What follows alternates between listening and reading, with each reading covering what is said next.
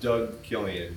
Jennie Killian. Yeah, so I mean, it was, for one, being at the same location as we were for long range shooting school was great, at least for me, because it was a place that I was familiar with. But getting back out there, just getting settled down, and I had my own rifle this year for the first time. Getting to shoot that and having all the fundamentals that I learned last year just come right back to me, and shoot out to 500 like we did today, and a pretty short period of time felt amazing. Oh, 110%.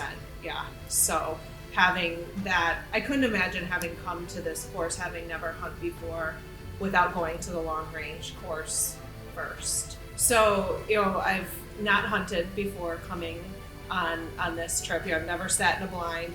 We even went out and bought, my gear, my hat, my coat, my pants. It was a ton of fun just leading up to this, but then to have expectations of what it would be like and then come here and have it actually be even better, to be able to see multiple deer, to feel comfortable with my rifle, have people around me too that I felt like were supportive of what I was trying to accomplish. It's really made it great. Yeah, so since I haven't hunted before this and coming out here, I'm definitely at the time of shooting a whole lot more nervous than I thought I would actually be. So I think that was the hardest part of it. But going out there and having the support of the guides with us and having them just kind of walk me through the entire process has made it easier than what I expected. So my reasoning for having my wife come along was really so that she could experience what it's like to hunt and to be in a blind, and it's more than just taking naps and coming home.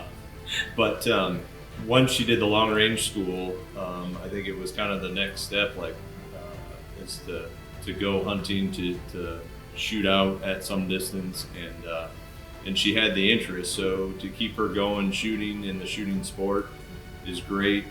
We can take our kids and do that together as a family, which is kind of cool. So being it's been a hobby and a passion of mine, I don't get to do it near as much as I want because it's just hard to do with a family. So to be able to do it together makes it that much more fun and rewarding.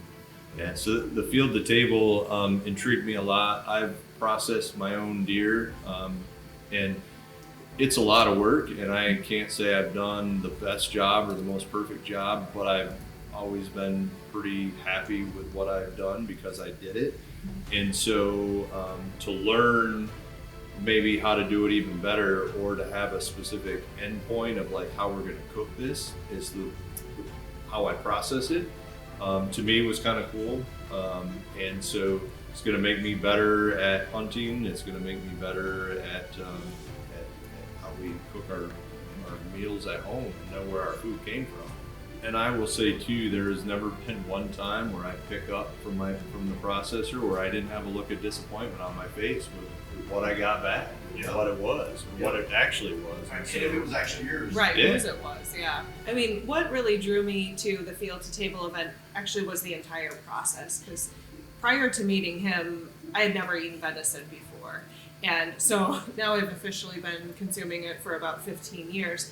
But it just comes out of a package for me, and I turn it into tacos, or I make steaks, or I make a horrible roast.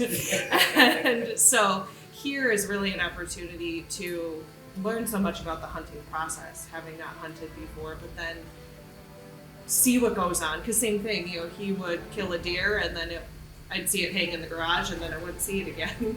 And so to be able to see all of that happen, and then to actually take those cuts of meat and learn what the best way to cook them is, how to make it into phenomenal food, and maybe even introduce it to people that won't normally eat venison, but get them to eat it because it tastes amazing. And so I cook the majority of the food in their house, and so to be able to cook venison well is important to me.